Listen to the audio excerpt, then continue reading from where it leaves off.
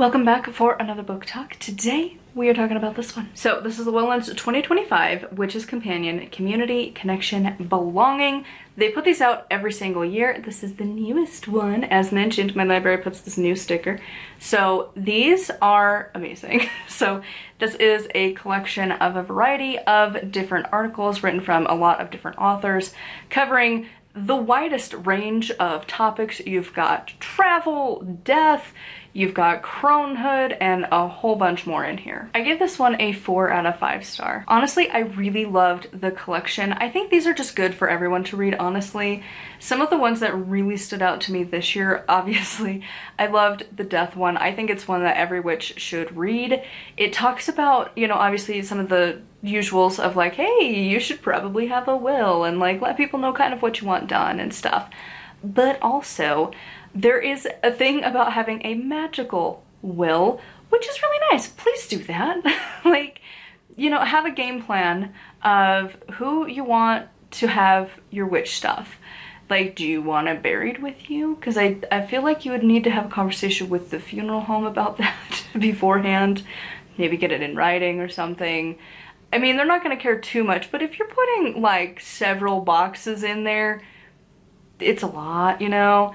And, you know, do you want your Book of Shadows to be passed along, or do you want it burned? And like, if you're the only witch, how are you planning to deal with your stuff when you go? I thought that was a really interesting thing, because like, I'd kind of thought about it, but it would probably be something to do and just include in the paperwork of stuff of like, hey, power of attorney and my will, and then also the magical will. Probably not as important. I don't think I need to have the lawyers sign off on it, but just have that paper in there of like, hey, by the way. There's also a few good spells and stuff in here as well, but basically all of these, there's a lot of good stuff in here. I would highly recommend it. I'm running out of batteries, so I'm just gonna keep this one short and sweet because these are just fantastic. I highly recommend them. Every witch, regardless of how long you've been a witch, you should get these, read through them.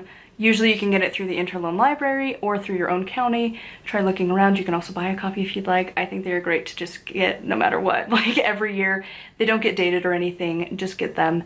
They're absolutely fantastic, and I think it's a great resource for everyone involved in the craft. It goes just so many different things for you to consider. I mean, there was one that was like a random quote about like putting coffee on your windows and door sills and stuff to bring in abundance and luck or something. It's like, that's an interesting idea. And like there was a sugar jar spell thing that had like some interesting tips to it as well.